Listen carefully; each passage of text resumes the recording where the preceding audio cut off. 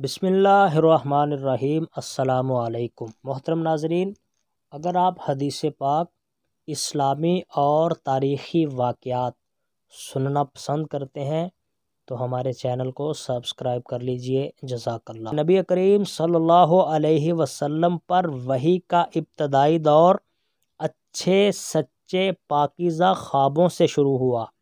آپ صلی اللہ علیہ وسلم خواب میں جو کچھ دیکھتے وہ صبح کی روشنی کی طرح صحیح اور سچا ثابت ہوتا۔ پھر من جانب قدرت آپ صلی اللہ علیہ وسلم تنہائی پسند ہو گئے اور آپ صلی اللہ علیہ وسلم نے غار حرا میں خلوت نشینی اختیار فرمائی اور کئی دن اور رات وہاں مسلسل عبادت اور یاد الہی و ذکر و فکر میں مشغول رہتے، جب تک گھر آنے کو دل نہ چاہتا۔ توشہ ہمراہ لیے ہوئے وہاں رہتے۔ توشہ ختم ہونے پر ہی اہلیہ محترمہ ختیجہ رضی اللہ تعالیٰ عنہ کے پاس تشریف لاتے اور کچھ توشہ ہمراہ لے کر پھر وہاں جا کر خلوت گزین ہو جاتے۔ یہی طریقہ جاری رہا یہاں تک کہ آپ صلی اللہ علیہ وسلم پر حق منکشف ہو گیا اور آپ صلی اللہ علیہ وسلم غار حرا ہی میں قیام پذیر تھے کہ اچانک جبرائیل علیہ السلام آپ صلی اللہ علیہ وسلم کے پاس حاضر ہوئے اور کہنے لگے، اے محمد صلی اللہ علیہ وسلم پڑھو۔ آپ صلی اللہ علیہ وسلم فرماتے ہیں کہ میں نے کہا میں پڑھنا نہیں جانتا۔ آپ صلی اللہ علیہ وسلم فرماتے ہیں فرشتے نے مجھے پکڑ کر اتنے زور سے بھینچا کہ میری طاقت جواب دے گئی، پھر مجھے چھوڑ کر کہا کہ پڑھو۔ میں نے پھر وہی جواب دیا کہ میں پڑھا ہوا نہیں ہوں۔ اس فرشتے نے مجھ کو نہایت ہی زور سے بھینچا کہ مجھ کو سخت تکلیف محسوس ہوئی۔ پھر اس نے کہا کہ پڑھ۔ میں نے کہا کہ میں پڑھا ہوا نہیں ہوں۔ فرشتے نے تیسری بار مجھ کو پکڑا اور تیسری مرتبہ پھر مجھ کو بھینچا، پھر مجھے چھوڑ دیا اور کہنے لگا کہ پڑھو اپنے رب کے نام کی مدد سے جس نے پیدا کیا اور انسان کو خون کی پھٹکی سے بنایا۔ پڑھو اور آپ کا رب ہی مہربانیاں کرنے والا ہے۔ بس یہی آیتیں آپ صلی اللہ علیہ وسلم جبریل علیہ السلام سے سن کر اس حال میں غار حرا سے واپس ہوئے کہ آپ صلی اللہ علیہ وسلم کا دل اس انوکھے واقعے سے کانپ رہا تھا۔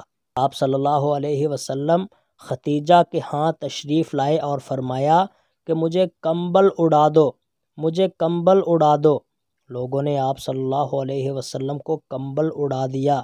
جب آپ صلی اللہ علیہ وسلم کا ڈر جاتا رہا، آپ صلی اللہ علیہ وسلم نے اپنی زوجہ محترمہ ختیجہ رضی اللہ تعالی عنہا کو تفصیل کے ساتھ یہ واقعہ سنایا اور فرمانے لگے کہ مجھ کو اب اپنی جان کا خوف ہو گیا ہے۔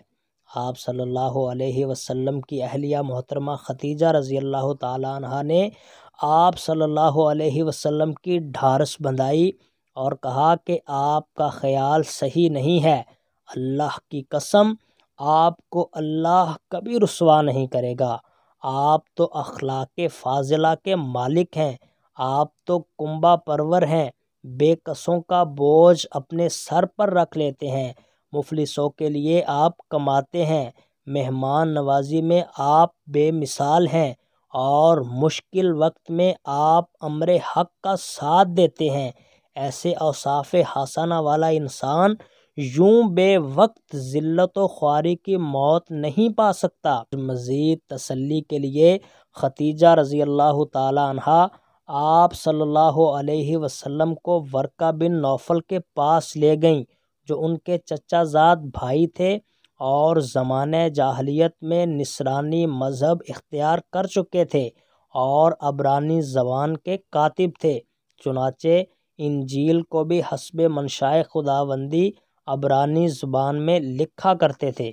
انجیل سریانی زبان میں نازل ہوئی تھی، پھر اس کا ترجمہ عبرانی زبان میں ہوا۔ ورقہ اسی کو لکھتے تھے۔ وہ بہت بوڑھے ہو گئے تھے، یہاں تک کہ ان کی بینائی بھی رخصت ہو چکی تھی۔ خدیجہ رضی اللہ تعالیٰ عنہا نے ان کے سامنے آپ صلی اللہ علیہ وسلم کے حالات بیان کیے اور کہا کہ اے چچا زاد بھائی، اپنے بھتیجے محمد صلی اللہ علیہ وسلم کی زبانی ذرا ان کی کیفیت سن لیجئے۔ وہ بولے کہ بھتیجے، آپ نے جو کچھ دیکھا ہے اس کی تفصیل سناؤ۔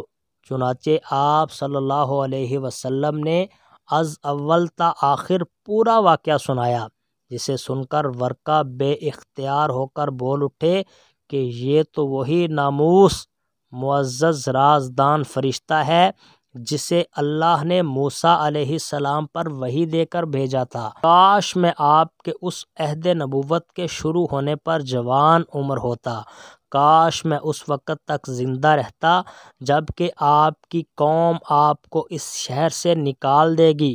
رسول اللہ صلی اللہ علیہ وسلم نے یہ سن کر تعجب سے پوچھا کہ کیا وہ لوگ مجھ کو نکال دیں گے، حالانکہ میں تو ان میں صادق و امین و مقبول ہوں؟ ورقہ بولا، ہاں یہ سب کچھ سچ ہے، مگر جو شخص بھی آپ کی طرح امر حق لے کر آیا، لوگ اس کے دشمن ہی ہو گئے ہیں۔ اگر مجھے آپ کی نبوت کا وہ زمانہ مل جائے تو میں آپ کی پوری مدد کروں گا۔ مگر ورقہ کچھ دنوں کے بعد انتقال کر گئے، پھر کچھ عرصہ تک وحی کی آمد موقوف رہی۔